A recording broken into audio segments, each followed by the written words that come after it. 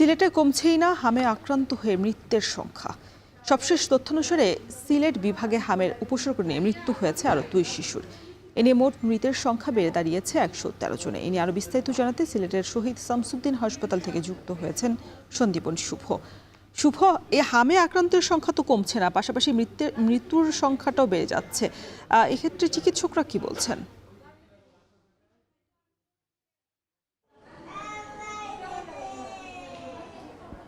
রওশন, আসলে প্রতিনিয়ত এখানে যখন আসি যে শিশুদের, কোমলমতি শিশুদের যে কান্না, হৃদয় বিদারক কান্না আসলে শুনতে হয় আমাদেরকে, এবং তারা আসলে যন্ত্রণায় ছটফট করেন এই হামে। এবং গত 24 ঘন্টা আপনি যেমনটি বলছিলেন, আসলে দুটি শিশুর প্রাণ কিন্তু চলে গেছে, যাদের বয়স কিন্তু 1 বছরেরও কম। বিশেষ করে সিলেট শহীদ শামসুদ্দিন আহমদ হাসপাতাল আমরা যেখানে দাঁড়িয়ে আছি, এখানেও কিন্তু আমরা গতকালকে যে একজন বাচ্চার মৃত্যুর খবর পেয়েছি। পাশাপাশি Sylhet MAG Osmani medical college হাসপাতালেও কিন্তু একটি শিশুর প্রাণ চলে গেছে হাম এবং হামের উপসর্গ নিয়ে। এবং এই মুহূর্তের পরিস্থিতি আপনাকে একটু জানিয়ে রাখা ভালো যে গত 24 ঘন্টায় এখানে 106 জন রোগী কিন্তু তারা চিকিৎসা নিচ্ছেন এই মুহূর্তে, যেখানে বেড সংখ্যা মাত্র 100টি, কিন্তু তার বিপরীতে রোগী সংখ্যা 106টি। অর্থাৎ কোনো বেডে কিন্তু দ্বিগুণ রোগী ভর্তি হচ্ছে বা সেবা নিচ্ছে, যেটি কিন্তু আসলে আতঙ্ক এবং আশঙ্কার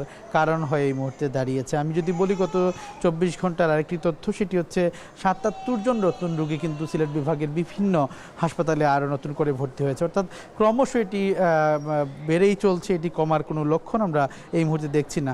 বর্তমানে হাসপাতালে ভর্তিকৃত যে রোগীর সংখ্যা রয়েছে হাম এবং হামের উপসর্গ নিয়ে, সেটির সংখ্যাও কিন্তু বেশ উদ্বেগজনক। 286 জন রোগী এই মুহূর্তে কিন্তু সিলেট বিভাগের বিভিন্ন জেলায় চিকিৎসা নিচ্ছেন। বিশেষ করে আমরা এখন যেখানে রয়েছে সিলেট শহীদ শামসুদ্দিন আহমদ হাসপাতাল, এখানেও কিন্তু আমরা দেখেছি যে 106 জন রোগী চিকিৎসা নিচ্ছেন। পাশাপাশি নতুন করে এই হাসপাতালে কিন্তু আরও 38 জন রোগী ভর্তি হয়েছে।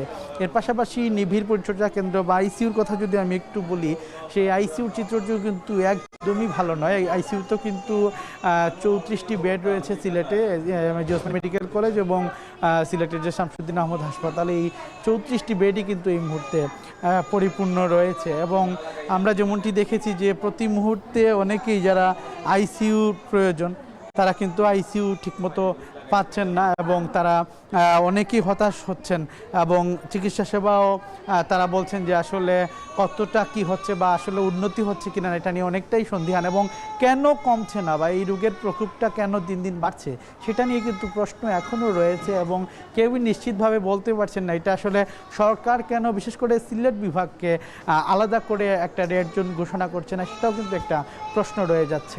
রওশন, এই ছিল আমার কাছে সিলেট শহীদ শামসুদ্দিন আহমদ হাসপাতাল থেকে সর্বশেষ। সিলেট থেকে হামের পরিস্থিতির খবর জানাতে যুক্ত ছিলেন সহকর্মী সন্দীপন শুভ।